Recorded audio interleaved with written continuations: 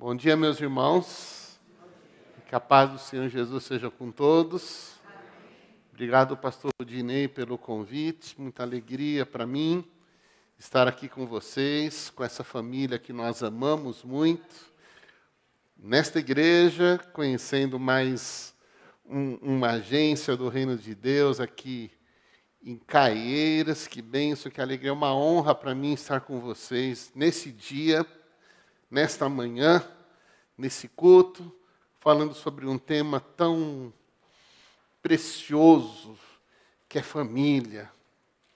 Sou apaixonado por família, por falar em família, sobre família. Glória a Deus por essa oportunidade. Agradeço a Deus por isso. Eu quero, irmão, na hora do louvor, cantaram louvores lindos e ele falava, ministrando, falando sobre família, lugar de bênção, né, irmão?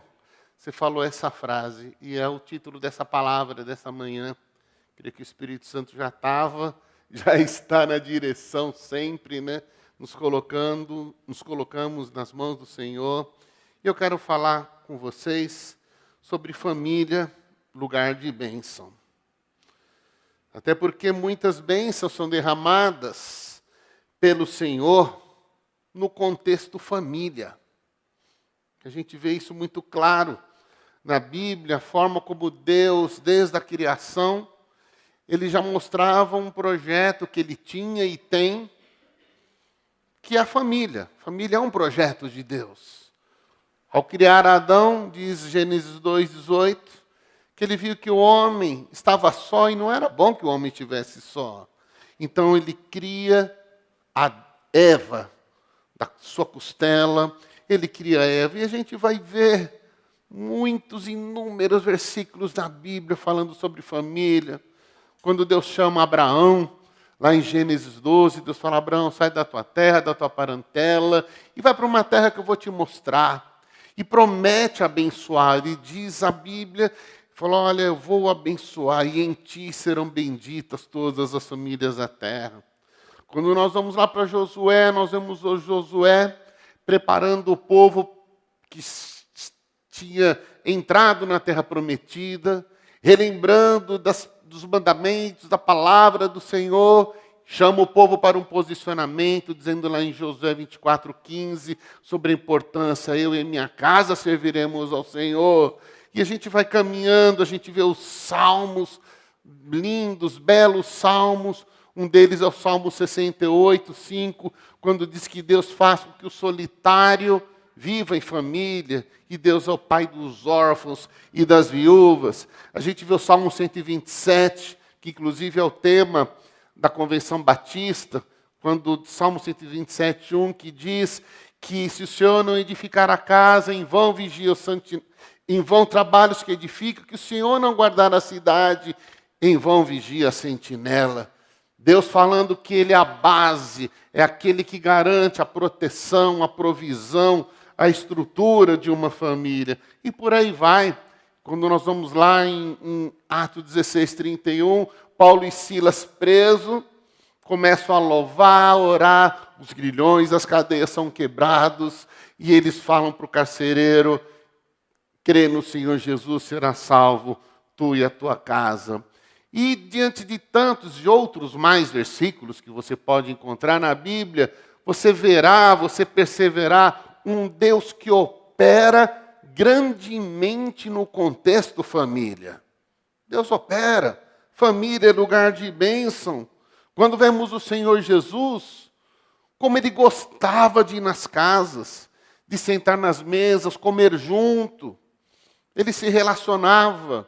Ele fazia questão de visitar as casas e ali operava perdão, curas, libertação e tantas coisas mais o Senhor fazia no contexto família. Mas eu quero basear minha palavra nesta manhã em Lucas 15. É um texto que eu gosto demais, que é a parábola do filho pródigo.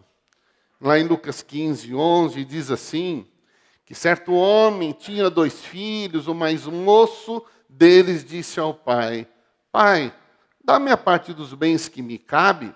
Ele repartiu os haveres. Passado não muitos dias, o filho mais moço ajuntou tudo que era seu, partiu para uma terra distante e lá dissipou todos os seus bens, vivendo dissolutamente. Depois de ter consumido tudo, sobreveio àquele país uma grande fome. Ele começou a passar necessidades. Ele se agregou a um dos cidadãos daquela terra e este o mandou para os seus campos a guardar porcos. Ali ele desejava fartar-se das bolotas que os porcos comiam, mas ninguém lhe dava nada. Então, caindo em si, disse: Quantos trabalhadores do meu pai têm pão com fartura? Eu aqui morro de fome. Levantar-me-ei, irei ter com meu pai, e lhe direi: Pai, pequei contra o céu e diante de ti. Já não sou digno de ser chamado teu filho. Me trata como um dos teus trabalhadores. E levantou-se e foi para o seu pai. Vinha ele ainda longe quando seu pai o avistou. Compadecido dele, correndo, abraçou e beijou. E o filho lhe disse: Pai, pequei contra o céu e diante de ti. Já não sou digno de ser chamado teu filho. O pai, porém, disse aos seus servos: Trazei depressa a melhor roupa, vestiu, ponde-lhe um anel no dedo e sandália nos pés. Trazei também, matai o novilho cevado, comamos e regozijemo-nos, porque se meu filho estava morto e reviveu, estava perdido e foi achado. E começaram a regozijar-se. Ora, o filho mais velho estivera no campo, e quando voltava, aproximou-se da casa, ouviu a música e as danças, chamou um dos criados e perguntou: o que era aquilo? E ele informou: Veio o teu irmão e o teu pai matar o novilho cevado, porque o recuperou com saúde. Ele se indignou e não queria entrar. Saindo, porém, o pai procurava conciliá-lo. Até aqui, tá bom.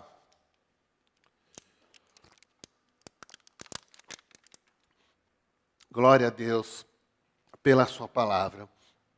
Esse texto, ele é muito claro, as parábolas do Senhor Jesus, elas têm sempre uma lição, uma verdade.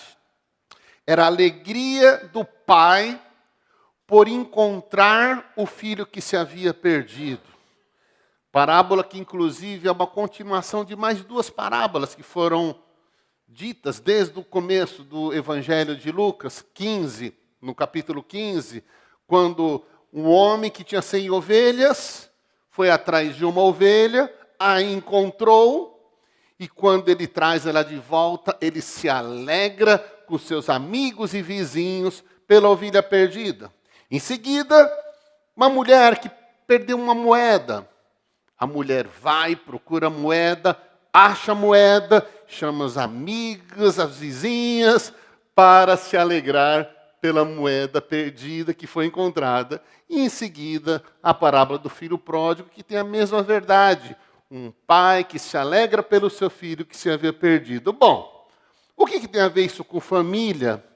Ainda que esse texto é muito pregado, eu já preguei inúmeras vezes, sobre salvação, para aquela pessoa que ainda está longe da presença do Senhor, e o pai amoroso, ele quer que esse filho volte para casa, e haverá muita alegria nos céus e alegria no meio do povo de Deus, quando alguém é salvo, é encontrado, que estava perdido. Mas eu achei esse texto tão legal para trazer algumas lições sobre família. Sabe por quê?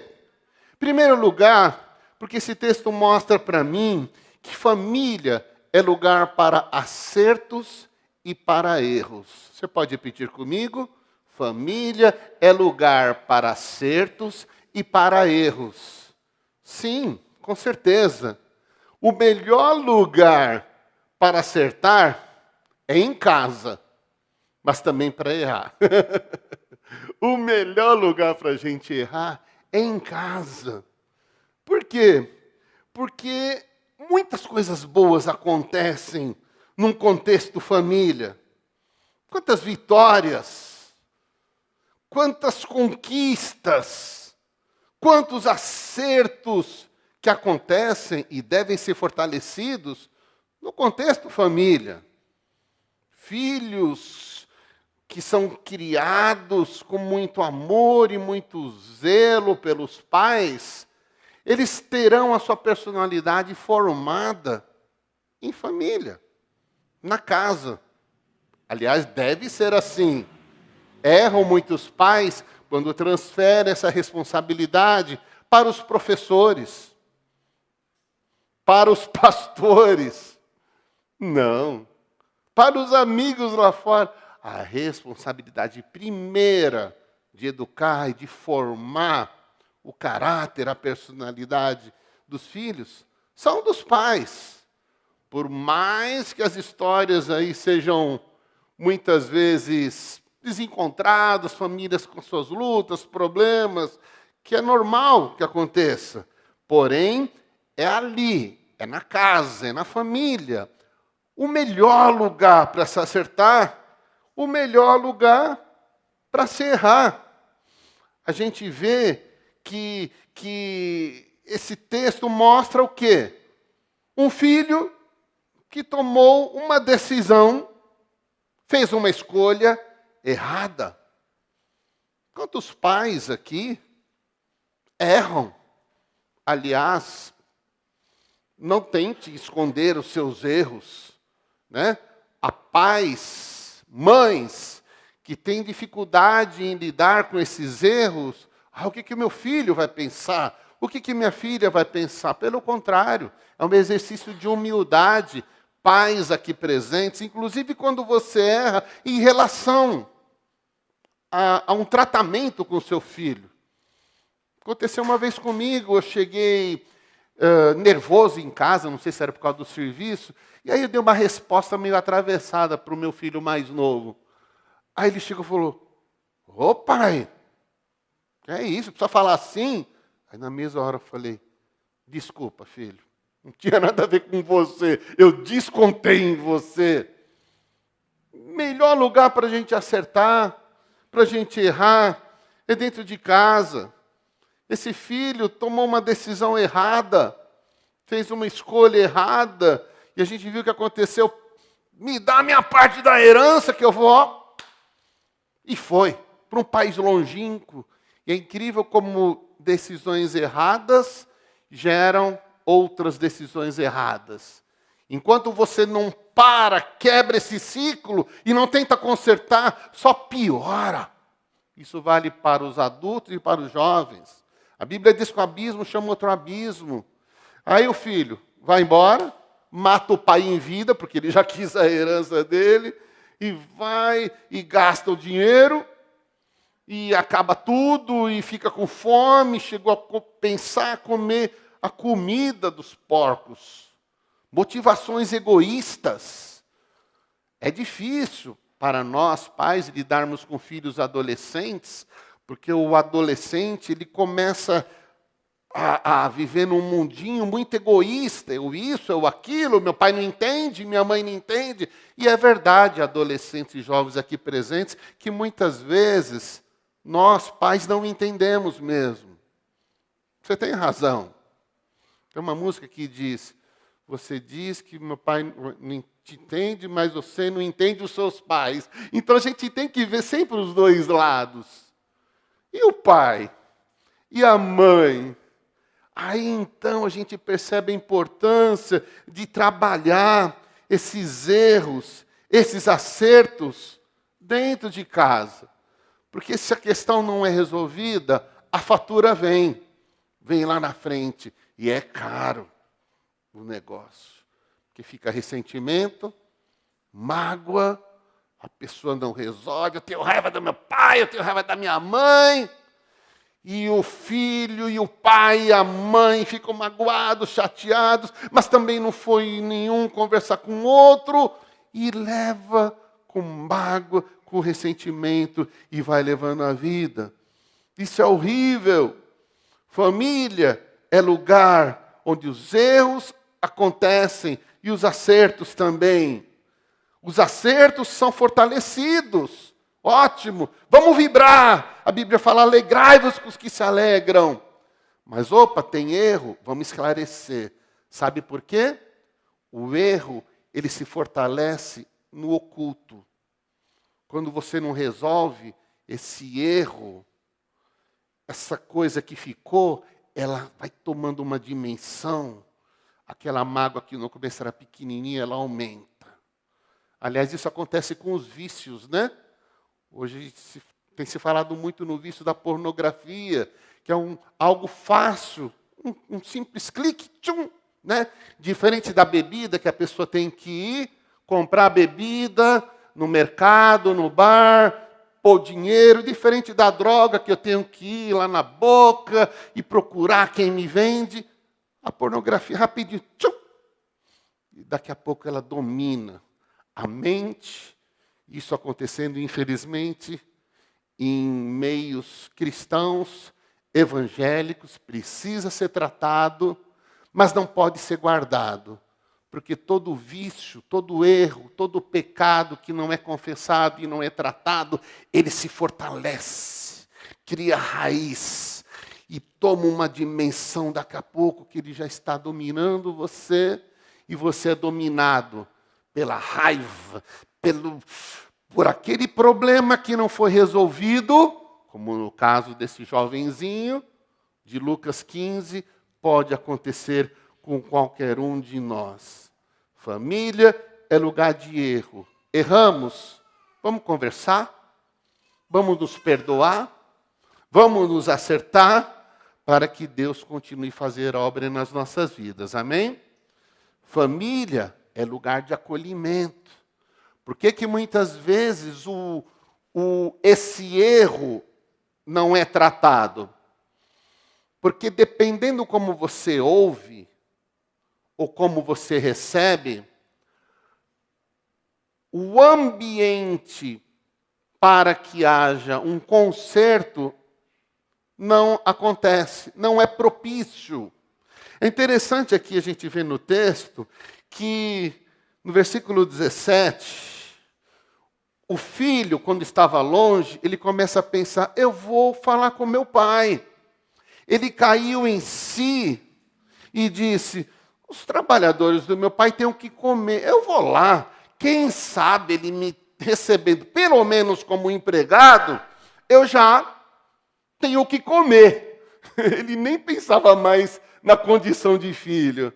Mas o que eu quero destacar é que ele pensa em ir, porque ele seria recebido. Glória a Deus. Pais, muitos filhos não vêm falar com você, ou pai falando pai e mãe, porque sabe que você já vai vir. Você de novo! Não acredito! Quantas vezes eu já te falei sobre isso? Aí o filho veio uma vez, não vai voltar para te falar. Não vai voltar para abrir o coração para você. E a culpa não é dele, a culpa é sua, porque você não demonstrou uma sensibilidade de acolhimento. Não fez com que o seu filho, sua filha, se sentisse à vontade. Isso vale para casais também. Por que muitos casais têm uma barreira entre si? Porque a mulher sabe que se ela for falar com o marido não vai ouvir. Mulher, espera um pouquinho que eu estou vendo notícia do Coringão aqui. Depois a gente conversa, tá? E não sei o quê. Ou gente que fala com você olhando no celular. Que coisa horrível. Se você está com essa mania, misericórdia. Quem aqui já foi em médico, que o médico fala assim, vai falando aí. Mas nem olha no seu olho. Ah, é? Você está com dor na barriga? Ah, tá. Aí já digita a receita, nem olhou para você. É horrível, você se sente horrível. No aconselhamento, a mesma coisa, né, pastor Rudinei? Imagina se a pessoa vem se aconselhar com o pastor, e o pastor nem olha no olho, nem sabe, não demonstra interesse. Mas eu estou falando aqui em contexto de família. Maridos, esposas, que precisam se ouvir, se olhar. Criar esse ambiente de acolhimento para que quando um for conversar com o outro, ele saiba, bom, eu vou conversar com a minha esposa porque eu sei que ela vai me entender. Ela vai me ouvir. E não já vai vir com pedra. Não acredito. O filho vai poder falar, pai, eu preciso falar algo, eu pisei na bola, pai. Ô filho, pode falar, vem falar comigo. Aí ele vai vir hoje e vai vir amanhã. E aí ele sabe que tem em você o melhor conselheiro. A primeira pessoa é em casa, o melhor lugar é em casa. Antes de vir para o pastor, se já resolveu em casa, glória a Deus. E se o pastor souber que isso se resolver, ele vai ficar feliz da vida. Glória a Deus que em casa tem esse ambiente de acolhimento, de ouvir. O filho, ele pensou em ir até o pai, porque ele sabia que pelo menos o pai o acolheria. Nem que fosse como empregado, ele o acolheria. Família é lugar de acolhimento. Amém? Essa semana eu ouvi uma coisa interessante do meu irmão, que ele falou assim, engraçado. Meu irmão tem problema com álcool, né? Está tendo muitas recaídas. Espero que não volte mais, em nome de Jesus. Ele falou assim, engraçado. Eu brigo com os meus filhos, eu brigo com meus irmãos, mas eu não brigo com os meus amigos do bar. Aí eu vi esse texto aqui e falei, interessante, né? Porque o filho mais velho era intolerante. O quê? Esse meu irmão gastou dinheiro, aí agora está vindo aqui? Que absurdo! Falei, meu Deus, será que a gente não corre o risco de fazer a mesma coisa? De ser intolerante com a nossa família e ser tolerante com um estranho, com um amigo. Trata o melhor amigo. Uma vez eu vi um post na internet, achei interessante, né? Você coloca os pratos bonitos, os copos lindos, as taças quando vem vizinho, a visita. Mas você não faz isso com a sua família em casa. Por que não? Se as pessoas primeiras a serem valorizadas, a minha esposa, a primeira pessoa, meus filhos. Tudo bem, façamos isso com os amigos dos vizinhos. Tratemos bem o estranho, o amigo do serviço. Mas o primeiro, a prioridade minha é a minha família. Amém, meus irmãos? Porque família é lugar de acolhimento. E havendo esse acolhimento, o que acontecerá? Cura e restauração. Amém? Família é lugar de cura e de restauração. Pode repetir comigo? Família é lugar... É a família. Todas as famílias passam lutas, maiores ou menores. Famílias que têm histórias difíceis, de separação, de casal. Filhos que crescem sem um pai ou sem uma mãe. Quantas histórias nós temos nas nossas famílias, cada um com a sua luta, cada um com a sua dificuldade. Porém, Deus é o Deus da família. Família é lugar de bênção, família é lugar de cura e de restauração. É o lugar onde Deus quer fazer uma grande obra. Eu acho tão lindo esse texto, quando diz que o pai, avistando o filho, diz lá o versículo 20, que o filho levanta-se, vai para o seu pai, vinha ele ainda longe, e o seu pai o avistou, compadecido, correndo, o abraçou e o beijou.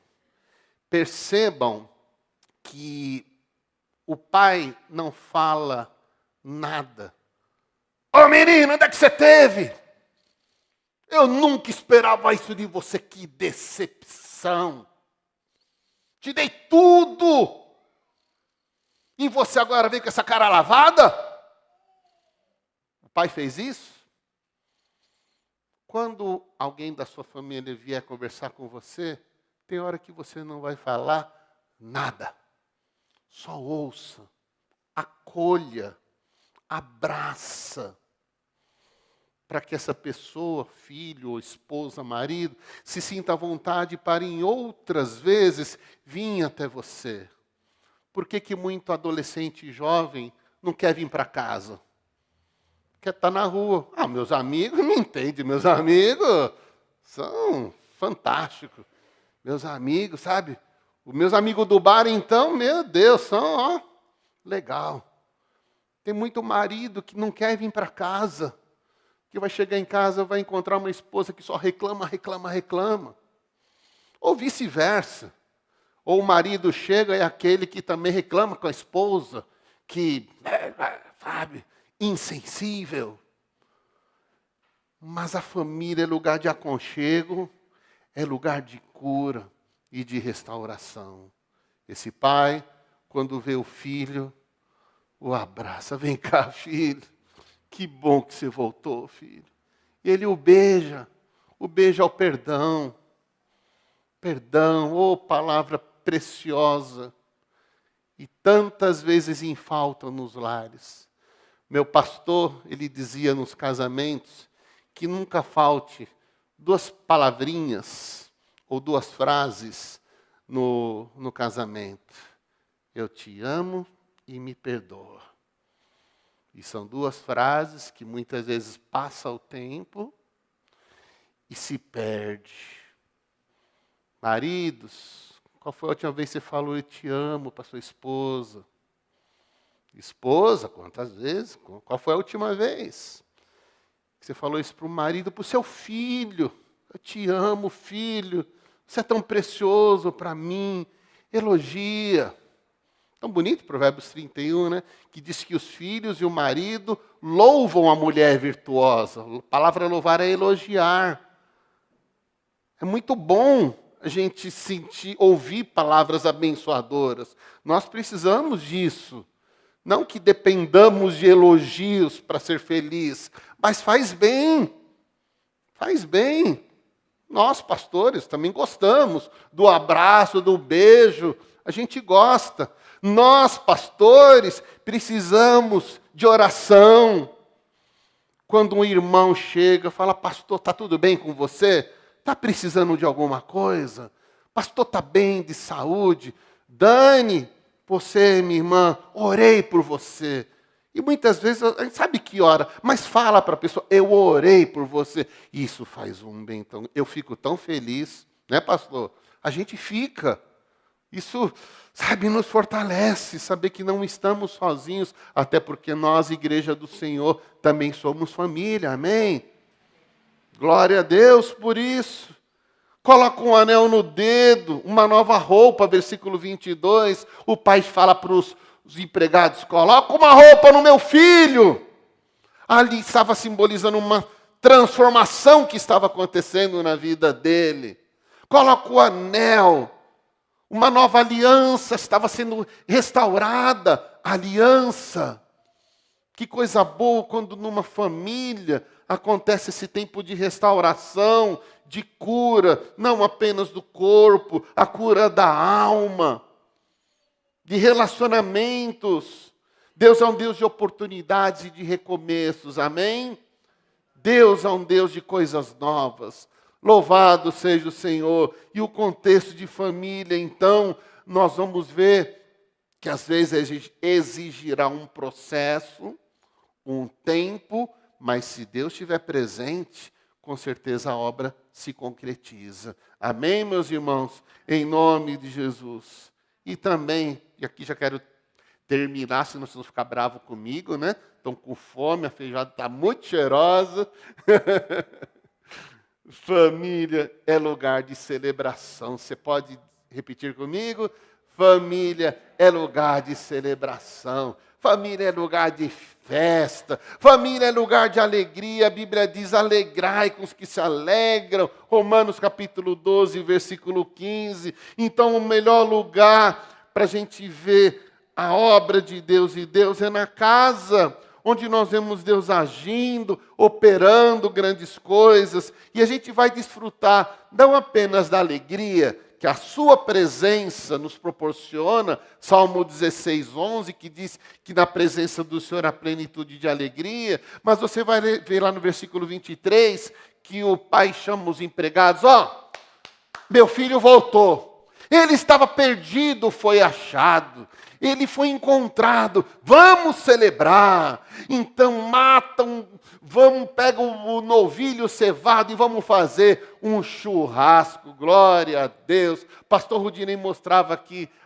as dependências do templo, muito lindo o templo de vocês, e ele mostrou que tem uma churrasqueira ali, que coisa linda, é muito bom a gente se reunir, nós temos motivos para nos alegrar, amém, irmãos? Nós temos. Deus é um Deus da família. Talvez haja aqui pessoas que estão sendo tocadas e estão pensando, realmente eu preciso acertar algumas coisas na minha casa. Talvez a comunicação precise melhorar entre os casais. Talvez a comunicação precise melhorar entre pais e filhos. Talvez eu esteja percebendo que está faltando eu expressar um pouco mais de afeto, de amor, dizendo, eu te amo, você é importante para mim. Dá um presente, não espere aniversário para dar presente. Não espere o Dia das Mães para dar um presente para a mãe, filhos aqui presentes. E não estou falando de nada caro, não. De repente fala, mãe, aqui, vem te dar esse presente. Rebeca, minha filha, trouxe bananinha, doce de banana que eu gosto, né? Pai, eu trouxe para o senhor. Bonitinha expressão de carinho da minha filha por mim. Essas coisas são tão importantes, meus irmãos. Isso fortalece os relacionamentos. Essas coisas nos unem, porque as lutas vêm e vêm mesmo. Satanás não para, ele anda ao nosso derredor querendo destruir os nossos filhos, querendo destruir casamentos. Ele não vai parar em serviço, mas quanto mais eu e você estivermos unidos, fortalecidos, como família e no Senhor, menor será a chance de Satanás triunfar, porque o Deus da família, Ele continuará operando em nós, e nós vamos vencer. Pode vir um desemprego, mas não é o dinheiro que vai determinar a felicidade do casal. Nós, quando casamos, eu era um empresário muito bem sucedido, meses depois eu fali. Eu fali a ponto de quase não ter nada dentro de casa. Se não fosse o amor que nos unia e nos une, e acima de tudo a presença do Senhor, a gente seria mais um casal separado, na estatística de casais separados. Mas glória a Deus, pela minha esposa, que ela me amava e me ama. Ela falou, não, eu estou junto com você. Se a gente tiver aqui para debaixo da ponte, a gente vai junto. Não foi fácil, irmãos. Não foi fácil. E eu me culpei muito.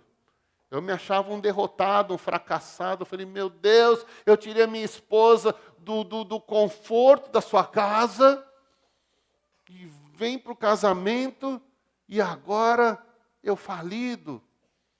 Mas são propósitos que a gente não entende na hora, mas Deus tinha propósitos nas nossas vidas e um deles é fazer com que a gente, como casal, pudesse testemunhar para outros casais que mais importante não é o dinheiro, mais importante não é status, não é poder, mais importante é Deus nas nossas vidas, é a gente viver em paz, em alegria e celebrar sim, com alegria, como aquele pai, o filho mais velho, né?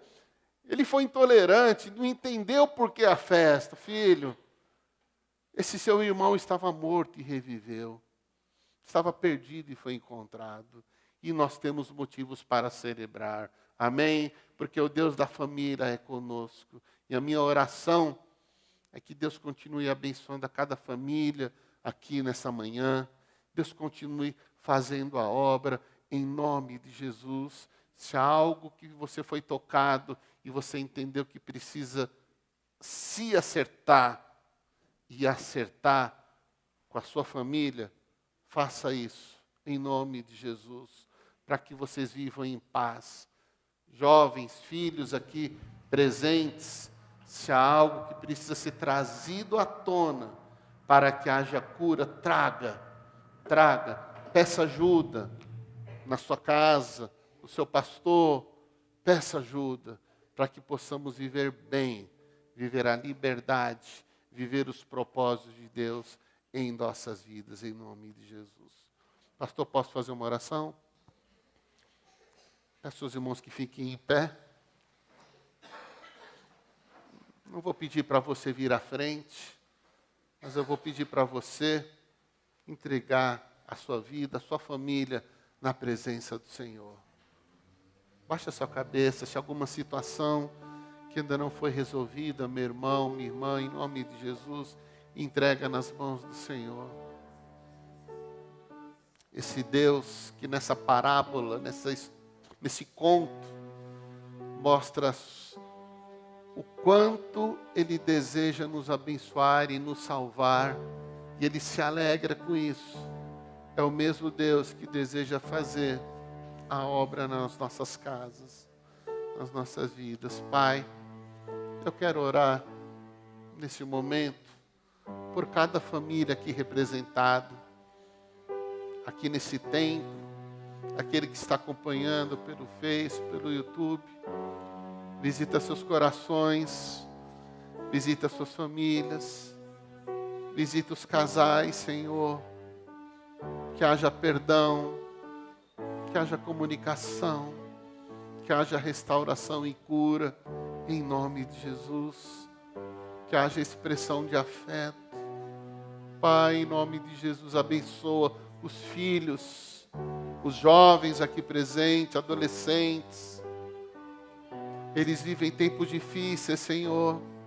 São tantas coisas oferecidas para os nossos jovens. Só o Senhor para os guardar. Só o Senhor guarda eles, fortalece eles na presença do Senhor. E ajuda-os a desenvolverem bons relacionamentos com seus pais. Pai, toma as nossas famílias em tuas mãos. Guarda-nos em teu nome. Nossas famílias são tuas e as entregamos a ti nesta manhã. Em nome de Jesus. Em nome de Jesus. Amém e amém. Obrigado, pastor Rudinei, pela oportunidade. Obrigado, igreja. Deus abençoe a todos.